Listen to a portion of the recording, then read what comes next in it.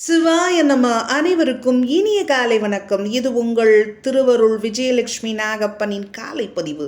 திருவருளும் குருவருளும் துணை நிற்க தெய்வசிக்கிழார் பெருமான் அருளிய பெரிய புராணம் என்னும் சிறப்பினை உடைய திருத்தொண்டர் புராணத்தினை நாம் சிந்திக்க இருக்கிறோம்.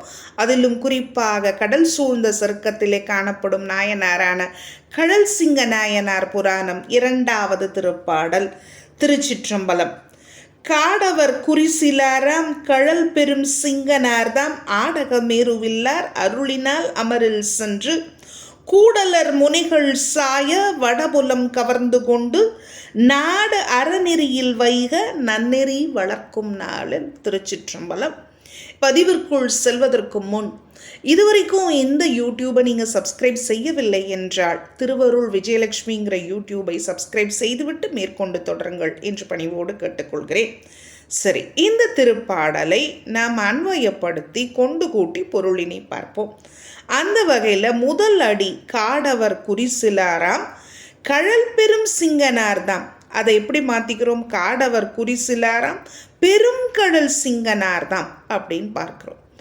அதாவது பழமையான அந்த பல்லவர் குலம், அதான் காடவர் குலம், அந்த குலத்திலே தோன்றிய குறிசிலார, அதாவது ஆண்மகன்களில் சிறந்தவன், தலை சிறந்தவரான பெரும் கடல் சிங்கர், கடலை அணிந்த சிங்கர் என்றும் நாம் பொருள் கொள்ளலாம். 2வது அடி ஆடகமேருவில்லார் அருளினால் அமரில் சென்று. ஆடகம் என்ற சொல்லுக்கு பொன் என்றொரு பொருள் உண்டு. அப்படி பொன்மயமாய மேருமலையை வில்லாக உடைய நம்முடைய சிவபெருமானின் திருவருளினால் போரிலே சென்று.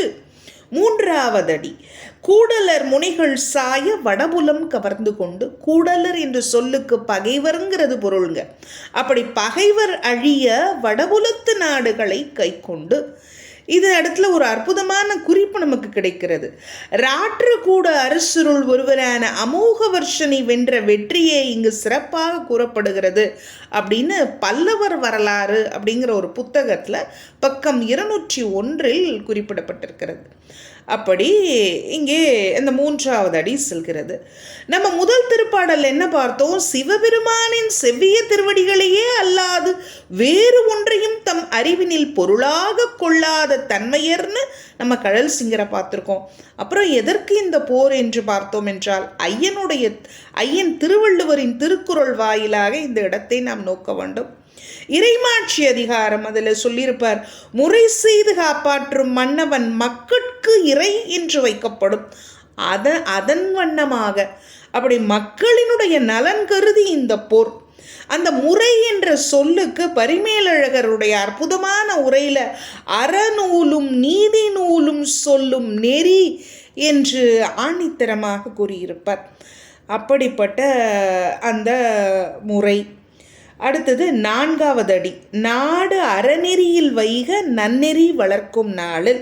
தன்னுடைய நாடானது அறநெறியில் நிற்கவும் மக்கள் அந்த சிவநெறியிலே செல்லவும் நன்னெறியை வளர்த்து ஆட்சி செய்கின்ற அந்த நாளிலே என்று சொல்லி இந்த திருப்பாடலுடைய கருத்து எப்போ நிறைவேறும்னா 3வது திருப்பாடல் அவர் ஆரூர் சென்று அவங்க வழிபாடு செய்வார் திருக்கோயிலில்.